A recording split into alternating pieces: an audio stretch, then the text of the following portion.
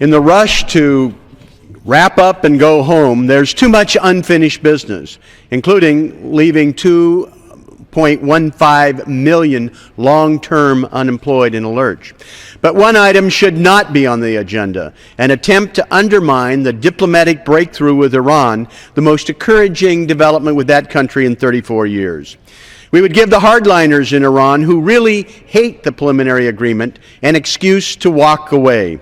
It would be a continuation of 60 years of mismanagement by the United States with our relationship with that proud nation with deep ties to America.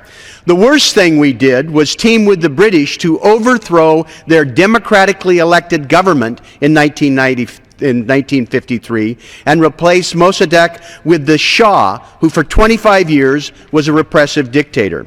Few remember, if they ever knew, that the Iranians helped stabilize Afghanistan after we drove the Taliban from power.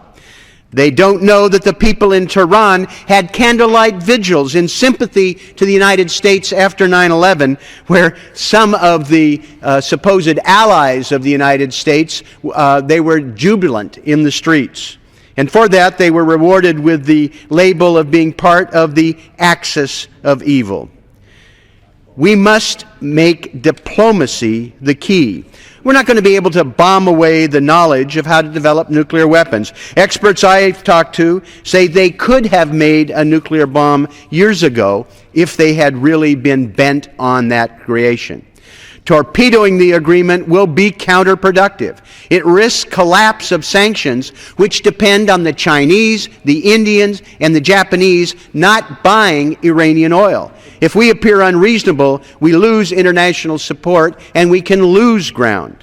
It would undercut President Hassan Rouhani, elected by the Iranians who want change and a more moderate approach to the world.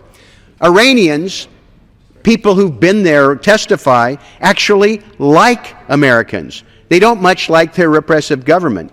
But that support can help reach more than just a nuclear deal.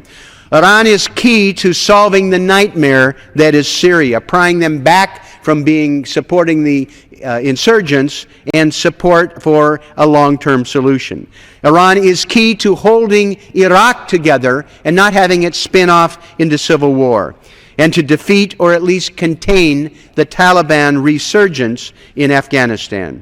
A recent poll showed 57% of the American public supports the agreement, and when they are given greater detail about what it entails, that support increases to 63%.